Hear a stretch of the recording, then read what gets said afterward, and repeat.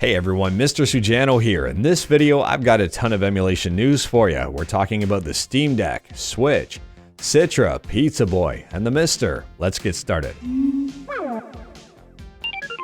Alright, we'll kick things off here talking about the Steam Deck. The Steam Deck was just released today and a bunch of people have already tried some emulators on it.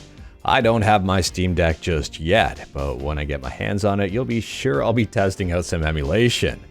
Fortunately though, a pretty good channel has tested out some pretty important emulators. Now I am not gonna lie here, I am extremely jealous that the Fox was somehow able to get his hands on an advanced copy of the Steam Deck. He's had it for quite a while now. Fortunately though, the Fox has a great YouTube channel. I definitely recommend checking him out. He puts out some great content here, and I'm going to be linking these videos in the description below, so feel free to watch them. His emulation results for playing RPCS3 on the Steam Deck were a little bit concerning. I don't know what his settings were or what his configuration was, or if there was any room to maybe tweak some things or optimize things to help improve performance, but what I do know is that the Fox says he was getting between 8 to 9 frames a second playing God of War 3. Obviously, that is not very ideal and is a little bit disheartening. However, on the other hand here, for far less demanding games, the Steam Deck seemed pretty darn impressive. Now, in regards to Switch emulation on the Steam Deck, the Fox also has you covered here by testing out both Yuzu and Ryujinx. Again, I have no idea what settings they're using for both emulators, but early results here look very promising. If you watch the video and you notice some stuttering here and there, that has to deal with shaders, and normally it only happens once. It shouldn't really be a big deal. So if you play through a level and there's some hiccups here and there, the second time you play it, it should be hopefully buttery smooth. Frame rates for both Ryujinx and Yuzu seemed a little all over the place, but at the same time here, the CPU and GPU usage seemed relatively reasonable.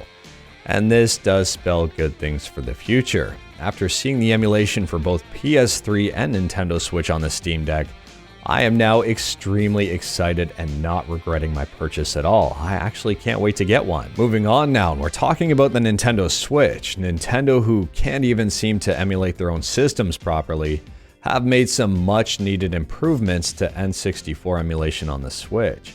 Starting here with fixing the fog in the water temple room in Ocarina of Time. In fact, it looks like they fixed fog altogether. They've also fixed a really weird bug in Paper Mario 64 where if you had Watt as your partner and you died, it would crash the game, and fortunately now it doesn't. Moving on now to 3DS emulation on Android with Citra MMJ. Citra MMJ is not available on the Google Play Store.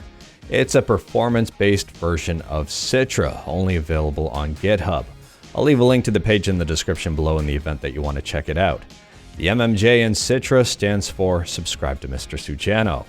Anyways here, this one has been extremely active as of late. It seems like it's getting an update almost daily, and we got another one today. This latest version has some minor fixes, and they fixed the hiding specific buttons option that was added on the previous build that we went over in the previous video. They've also fixed the file picker issues in Xiaomi devices, and they've added more built-in cheats, so feel free to check this one out. Moving on now, we're talking about Game Boy Advance emulation on Android with Pizza Boy. Now, a lot of people have been asking where Pizza Boy Free went, and the answer is really nowhere. They changed the name, so Pizza Boy GBA Free is now known as Pizza Boy GBA Basic. It is still 100% free, and it's still the exact same emulator, just with a different name. Last up here, we're talking about the MiSTer FPGA, because yes, technically the MiSTer is emulation, just at a hardware level. And don't even bother splitting hairs on that one. Anyways here, if you're interested in PlayStation emulation on the MiSTer, things just got a heck of a lot better. PSX now has support for multi-track CDs. There is support for CHD if you really wanted to compress your games and save a ton of space. And it also has stuff like supporting cheats. If you are interested in MiSTer FPGA, let me know in the comments below and I'll start including this stuff in my normal updates. Anyways, that is all I've got for you in this one. We had a pretty big Friday. As always, straight to the point, all stuff and no fluff. Let me know your thoughts on pretty much anything we talked about today in the comments below. What are your thoughts on the Steam Deck now that we have some real-world examples? Let me know in the comments below. If you like this video, leave a like. If you didn't like this video, leave a like.